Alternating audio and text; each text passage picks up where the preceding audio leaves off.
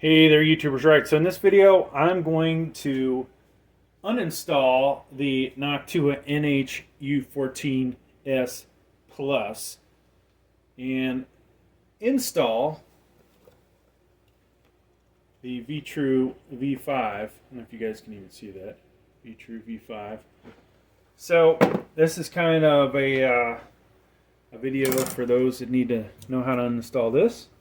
And for somebody that wants to install the Vetroo V5 onto LGA 1700 motherboard. So what we have, folks, is the kit that you need to install the Vetroo V5 on it.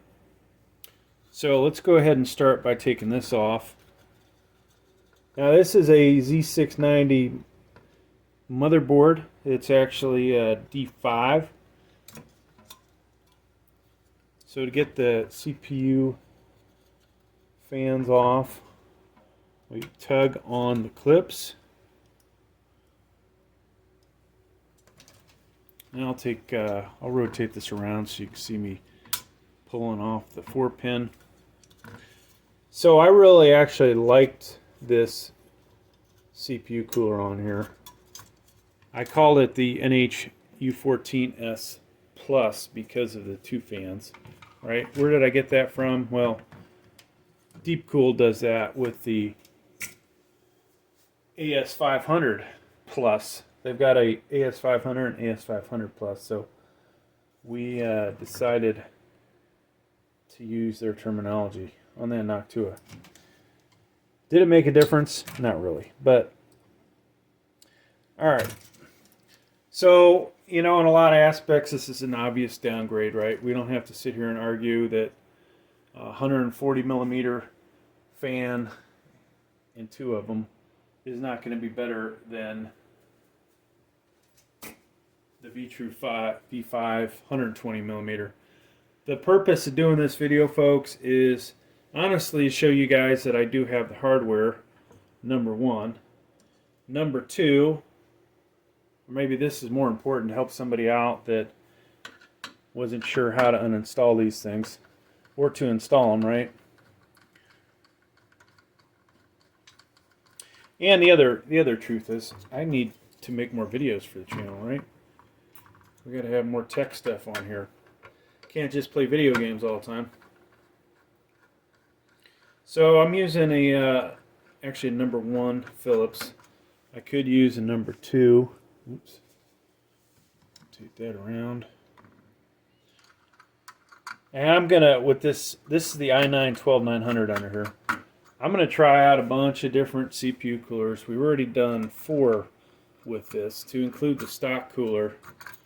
And basically, I don't know if we did that great a job with the thermal pacer. Basically, we're gonna add this to the collection of data that I have and see where it falls. So I'm going to clean this up real quick and we'll be back. So yeah, we did the stock cooler. It was the RH1 laminar. Pretty cool CPU cooler. It's not really up to the job of satisfying an i9-12900 though.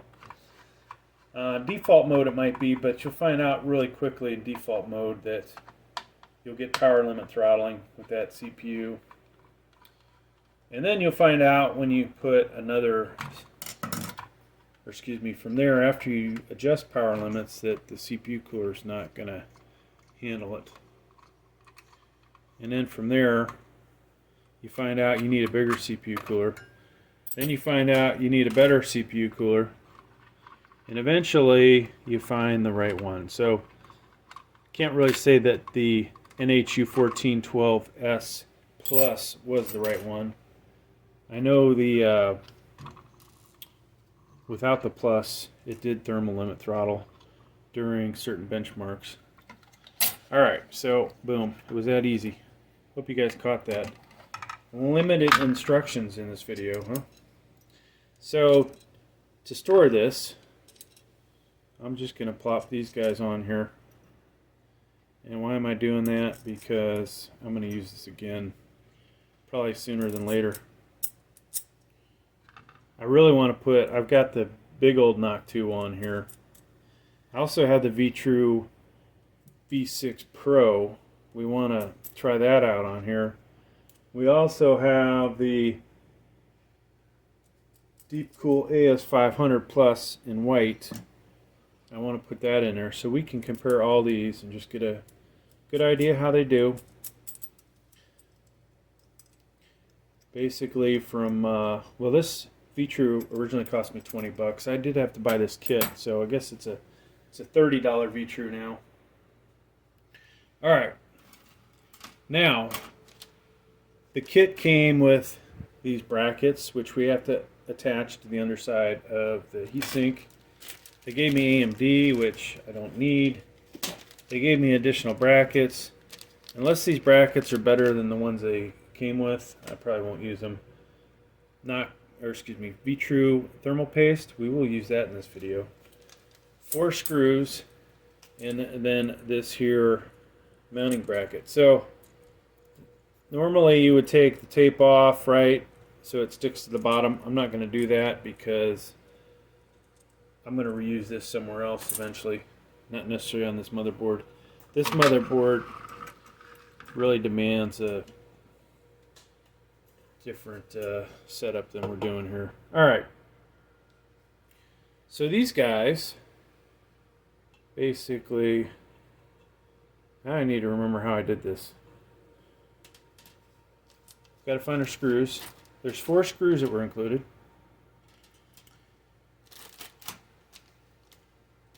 And lo and behold, did I lose them, folks? I have the 4 screws that came with the other.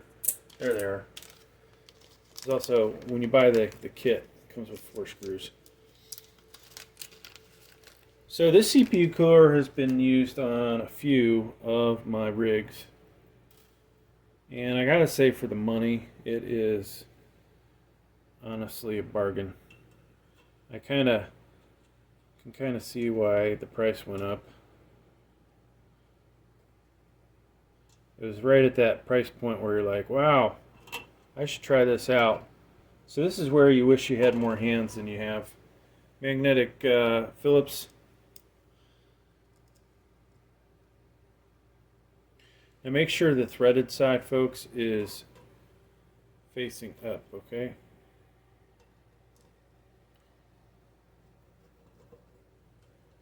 And then do this gently and don't cross thread it. So I got that one in ever so slightly. Now I'm going to leave this one a little loose on here so I can make sure, in case the tolerances are not perfect, I want to be able to make sure I get this screw in the other hole, and it's going in pretty easy. Oop. Of course we hit the camera 1,000 times in these videos. You want to make sure this thing gets cranked down good, folks.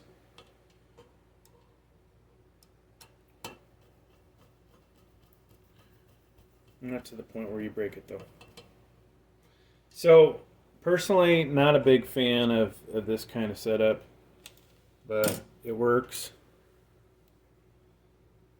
I used to design stuff for the space shuttle and some other space programs, and I always kind of wanted to do my own CPU cooler, right? But unfortunately, I've never gotten around to it. I would do something totally different than what you see. Everybody goes with kind of the tried and true. Let's build a tower. One big fan, you know.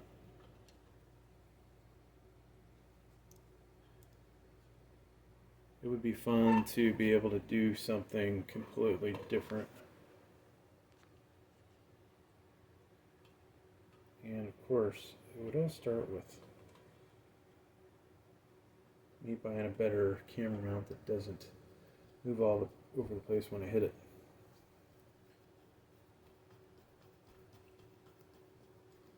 So hopefully that's going in, folks. Yeah, there we go. And I hit the camera again. Trying to give you guys the best view possible. Except for getting my hand in quite a bit of shake. Alright. So if this part would have been a little thicker, it would have been nice to see a countersink on it. Alright. So it is in there, folks. Now we need to put the back plate in. This is easy enough. Like I said, you would take the tape off. It's pretty thin. And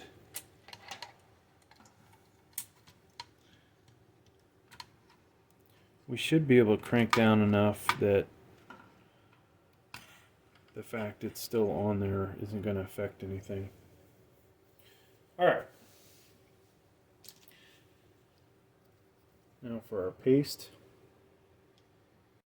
Now with these, with this CPU cooler, a lot of people have been, you know, showing, putting little dots on there, different spots.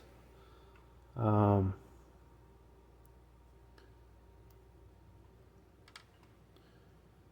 that, right?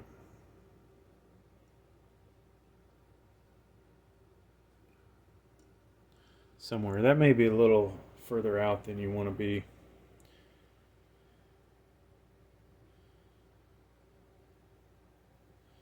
Alright, so that's on there, folks. Now, this guy is, you know, not perfectly symmetrical, but for the most part, right down this line. Which you, with different CPU coolers, you want to see if one of these is offset more from the other side. This pretty much, you know, the way it's designed, doesn't matter how I put it on here. Well, it does, right? Let me take back what I said. It doesn't matter whether it's this way or that way, right? Now, depending on your case, you could do this setup if you wanted to, and you had venting at the top of it, right? But the fact is, most of us have fans in the front, which should be over here. They're going this way. The exhaust fan is going this way, and so it just makes for a better airflow to put them all in that same direction. Now, this is interesting because what we want to do is just get a little bit, a couple threads in on these guys and work our way around. Preferably we'd go diagonal.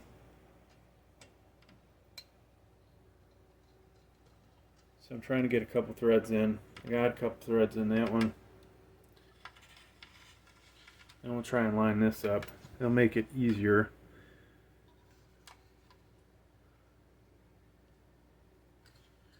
And somehow our plate has moved. So these things slide, folks, and you can see that that thing is not in the right position. So we're going to have to apply a little bit of pressure. Hopefully we lined it up good.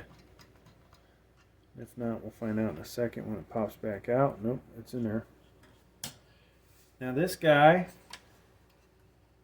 just got to work these around a little bit to find the hole. I realize that's not the best camera angle for you guys to see that, but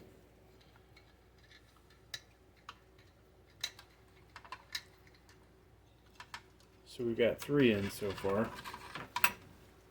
This one's a little almost blind, trying to find it. We need more light.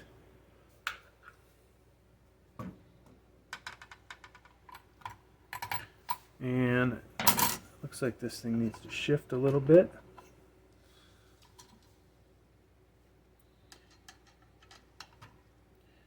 And then hopefully, if we're lucky. So this kind of design, you know, obviously this bracket is flexible for other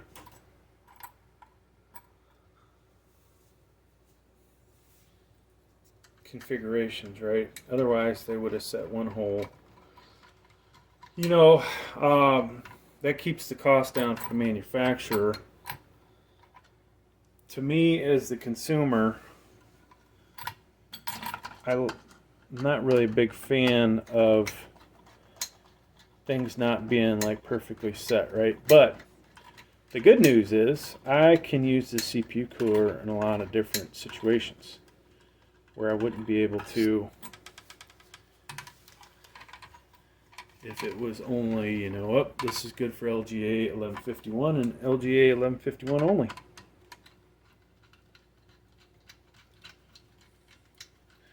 So this whole spring thing here is a little odd. It's a little getting used to. Yeah, you know, this is going to provide pretty good performance. Is the design the best thing in the world? No. You know, there was a class I took many years ago that talked about design for ease of assembly. Can't say this guy, you know, necessarily gets my vote there. Also, you know, design for ease of manufacture. Well, for these guys, this is easy. All right, so we've got that on there. Now, folks, looks like our clips came off. All right, so if you're watching this, you put these clips on. They're going to go up in here. This is another place this could be designed better. In my opinion, putting the deeper clips in that come from the top and have a better length to them are much better than these, right? So this thing is honestly pretty frustrating. So we're going to have to do one at a time, it looks like.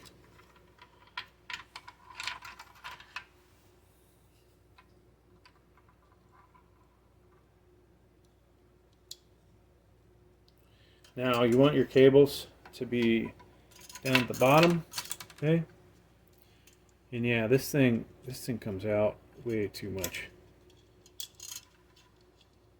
Once you get it on, folks, you'll forget about all the those issues that you had.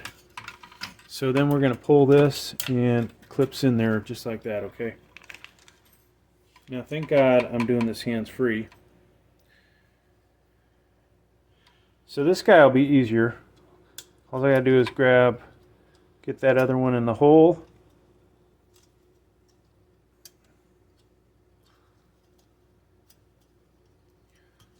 If I can find it.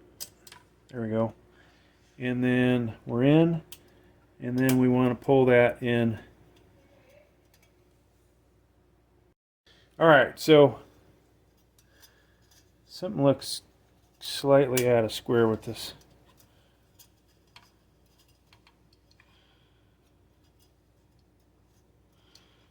But it is on there. Maybe and I just bent the crap out of it last time I used it. And this guy,